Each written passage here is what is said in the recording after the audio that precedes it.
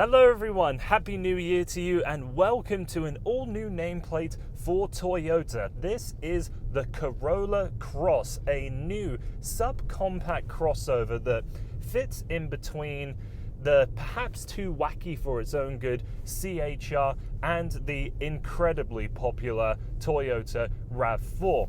Now, there's a good enough business case for Toyota to build this new product. This Corolla Cross offers things that the CHR, the already established subcompact Toyota, can't offer, namely all-wheel drive. That's a very critical thing for a lot of people. If they want a crossover, they expect that it is at the very least offered with all-wheel drive. And that's amongst many of the reasons why the RAV4 is such a popular product, and a very good product at that too. And it threads the needle in terms of price between those two products as well. The cheapest trim of the Corolla Cross is about the same money as the cheapest trim as the CHR, and the most expensive trim of the Corolla Cross, which is what I'm driving right now, the XLE, is ever so slightly cheaper than the equivalent trim level in the RAV4.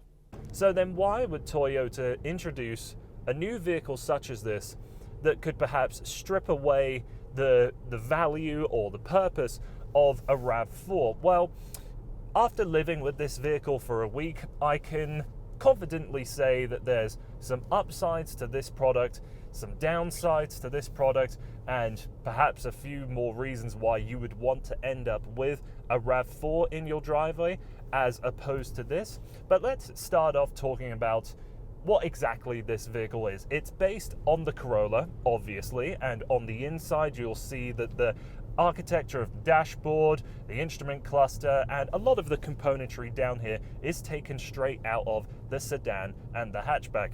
There's more to it than that, but on the surface you would get into this and the Corolla sedan and hatchback and think that they are the exact same vehicle. They are based on the same platform, but with the Cross, critically, it's available with all-wheel drive, and the sedan and the hatchback aren't. There isn't a hybrid version of this vehicle yet, but I think you would be betting money very safely to say that there would be a future hybrid model of this Corolla Cross in a year or two. Honestly, I'm surprised they didn't supply it at launch. The exterior styling separates itself a fair bit more than its sedan and hatchback brethren. I would say that the sedan and the hatchback are better looking cars overall. With the Corolla Cross, you get a comical amount of exterior nameplate badging. And of course, being a crossover, it has to have some of the plastic body cladding, which I think is an appropriate level here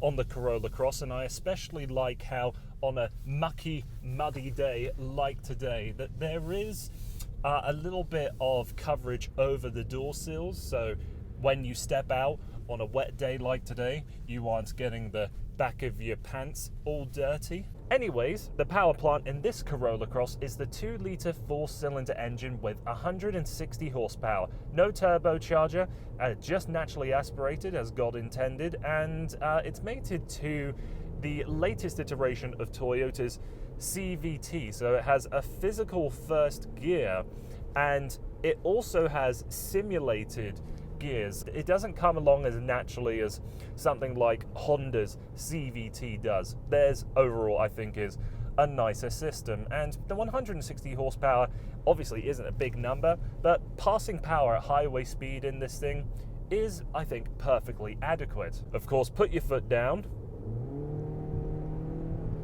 and you get a very gravelly engine note. Driving dynamics aren't too bad, but there's a couple things I need to point out. I do like the brake pedal feel. I think that's fantastic. All around visibility is really quite good.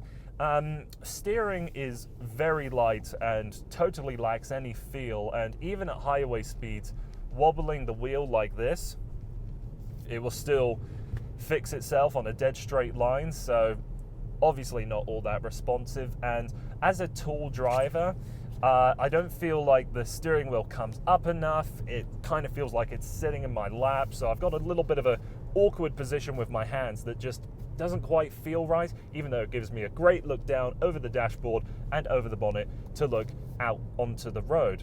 Adding on top of how I feel about the steering wheel, one more thing I'd like to mention about the driving position and being a taller individual. I'm 6'4", and I just don't feel like there is enough leg support in these seats. I feel like I'm sitting on a thin park bench as opposed to in a chair. A lot of my thigh is hanging over the edge. Obviously, I'm taller than the average human being, but how I feel in terms of a driving position and just not feeling like I'm perfectly at home in this product, I do feel the opposite in some others, like the Taos, like the CX-30 with their driving positions and the way their seats are set up. So it would be very, very difficult for me to justify owning this vehicle, strictly given my comfort behind the wheel. If you're significantly shorter than I am, then perhaps you aren't going to experience those two problems in the way that I think they're problems. But there's two very important things that have to be said about the driving experience of this vehicle that I'm really not fond of. First of all, it's far too springy. There's a lot of bumps that you'll go over at highway speed, in-town speed, and you feel like the back of the car is really kicking itself forward. The spring rate is too high, or it's not dampened correctly. I honestly couldn't tell you what the fault is, but every time that you see a big crack in the road or something where you know there's going to be a huge impact, you feel like you're springing forward quite a bit in the road. I don't like that. And the road and wind noise is perhaps the biggest telltale sign where Toyota has saved money in this product. Obviously, I'm not expecting it to be Lexus level of quietness in here, but comparing to many other subcompact crossovers, and the best ones in class, the Corolla Cross is certainly noisier when going down a piece of road than something like the new VW Taos or the Mazda CX-30. It just feels like there's not a lot of sound deadening material in the roof liner, so at highway speed it gets very echoey, very boomy, a little bit unpleasant. It's nice here that in this top trim model that we have the JBL 9-speaker sound system, which is perfectly adequate and drowns out a lot of that noise, but I feel like when I'm going on a highway drive, it's getting more tiring in this product than it would be in a few of its competitors. The interior build quality is fairly good, but I know that Toyota can do better. There's a couple of spots where there's quite a lot of flex in the componentry, and even though everything you're looking at is soft touch plastics, they do feel of good enough quality. They match the expectations that I would have out of a product at this price point. There's a reasonable amount of piano black plastic, and yes, at the end of the day, I think it will not age well and it will get damaged and scratched, but it's a very functional interior, no gimmicks whatsoever. The model that I'm driving right now is currently the top trim spec of the Corolla Cross, the XLE, and comparing it in terms of price and features to the RAV4 XLE, they're pretty evenly matched in both respects. Maybe there's a slight advantage towards the Corolla Cross as it is ever so slightly cheaper, and there's a couple of features that might make all the world of difference to specific buyers. So we've got front and rear parking sensors in this Corolla Cross, a wireless phone charger, and the leatherette seats that Toyota brands as Softex in the Corolla Cross, as opposed to what they label as premium fabric in the RAV4. So maybe those three features in here would be more attractive to you than what you would get in the middle spec of the RAV4, but I should say that the RAV4 definitely has a more bespoke interior than this. It's not directly copy and pasted out of another vehicle. It has more of its own identity, and you have a little more capability with the all-wheel drive system with the different driving modes. Sitting behind myself in the Corolla Cross is far from the best in class. I will happily report that there's a good amount of headroom, but there is absolutely no space for me to dig my knees into these seats any further when sitting behind myself, and footroom is pretty tight. Fitting 3 adults abreast would be suboptimal, I would say. Trunk space isn't all that bad, honestly. I've got the dimensions here between the CHR, the RAV4, and this Corolla Cross, so you can see the differences in terms of numbers. There's a space saver spare wheel, which is brilliant, always love to see that. And the seats fold down 60-40 split with very little work. So to answer one of the primary questions with the Corolla Cross, and that is, does it justify its own existence? Does it have a worthwhile place slotting in between the CHR and the RAV4?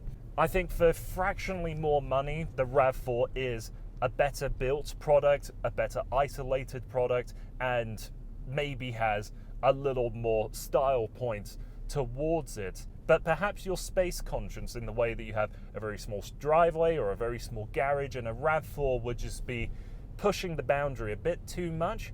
The Corolla Cross could make a lot of sense to you. Maybe you're the kind of individual that 99% of the time it's you and one other person. You never use the back seats. The Corolla Cross would be perhaps a little more attractive of a vehicle to you if you do not need any more space than just what's given up here in the front row. And like I said at the very beginning, maybe the CHR is a bit too wacky for its own good. Maybe it's a bit too daring for people to align their needs towards. So I think the Corolla Cross is a confidently good product, but I would say that for the money in this class, I think there's better vehicles at other things. For example, I think the Mazda and the VW in this class are more refined. The Mazda is certainly nicer to drive. The Hyundai Kona, I think, is actually a nice little vehicle to pop about in, and the tiles is significantly larger on the inside than this. So can you go wrong with the Corolla? No, but I think you could do better as well. So that's all I have to say regarding this product.